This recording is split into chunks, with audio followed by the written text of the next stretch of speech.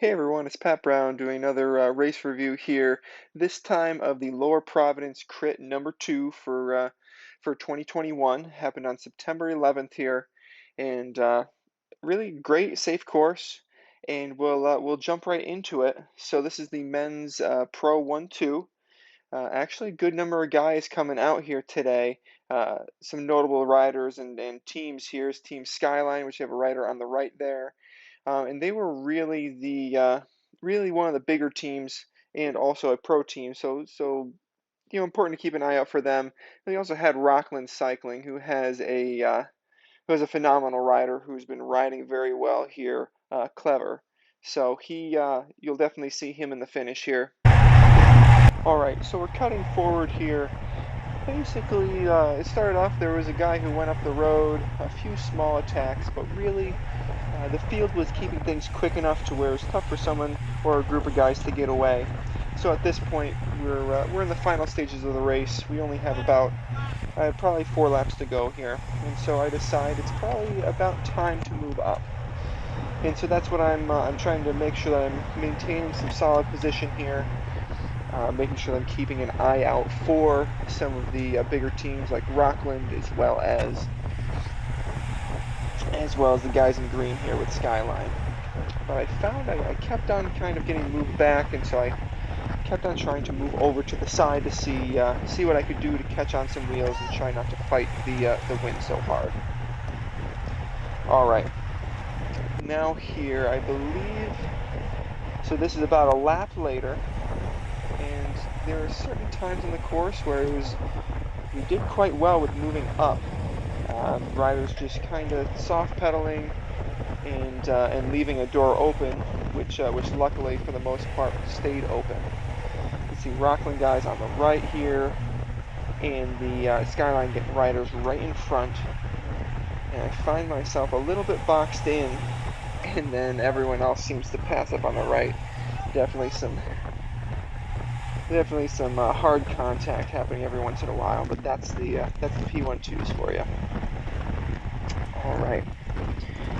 So basically, we'll just keep on running through the through the end of the race here. We should be coming in on about a lap to go. So just trying to maintain some good positioning here.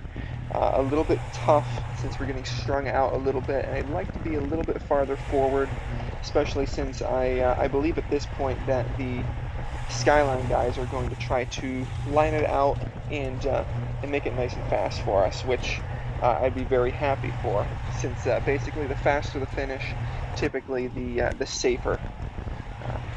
All right, so now we're coming into 1 to go here. So you'll see the the lap timer right in front of this Star Trek rider. And so I decide really at this point it would be a great idea to move up. And so I see what I can do, put out a little bit of extra power, and end up running a pretty tight line here. But able to keep everything upright, keep everything safe, and make some room for myself. So even here, I'm not really liking my position because I know there are going to be a ton of guys moving up on the right. So with that in mind, I know there's only a few straightaways here to go.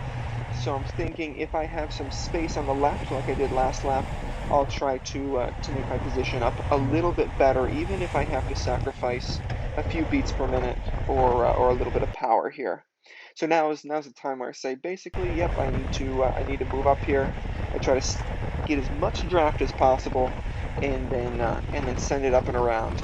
So even though I'm fighting the wind here, it's definitely better to be sitting third, fourth wheel than being caught behind a bunch of riders.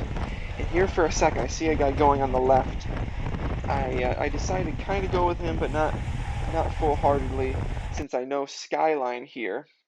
They have their train going. I know that they're going to keep it fast. One mistake I make here, I should have really punched it up to around 1,000 watts to get right on that wheel, or even just half a bike length, getting that sprinter's gap, because this is really hurting right here. Heart rate, it's basically almost like I'm on the front myself. Heart rate's getting up there, approaching 200 beats per minute. really this is a time where I should be starting my sprint, accelerating.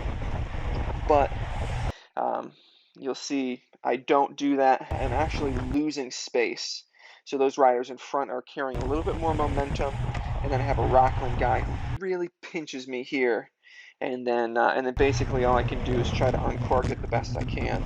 So really, I should have tried to protect my inside a little bit better before that turn. Started sprinting before the turn into that finish straight, into the turn, and then carry my momentum staying on the inside. You can see that beats per minute, 200 beats per minute, or 202. So it was definitely a hard finish here. All right, we'll take us through full speed through that last clip. Again, I wish I was a little bit farther up. And now, no matter what, I should have started sprinting right about here, because I'll be carrying a little bit more momentum there. I have to let off the power a little bit because I'm crowded on both sides. And then I'd be in front of some of these guys too. And even though I wouldn't have quite as good of a kick for the finish, just carrying that much more momentum means I'm not going to get passed by as many guys right before or through the turn. And the momentum's just going to be everything here, especially when guys are sprinting all out, even people who are relatively fresh. So that's pretty much the race there. I ended up getting seventh, which is a pretty good result for me, especially with some pro guys representing, which is great. A few things that I definitely am going to try to take on to next year, and we'll plan on catching you next time. We'll play it through one more time here for you, and I'd love to see what you guys think. If there's anything you feel like I missed, feel free to leave that in the comments section down below, and like and subscribe if you like this content. All right, we'll catch you next time.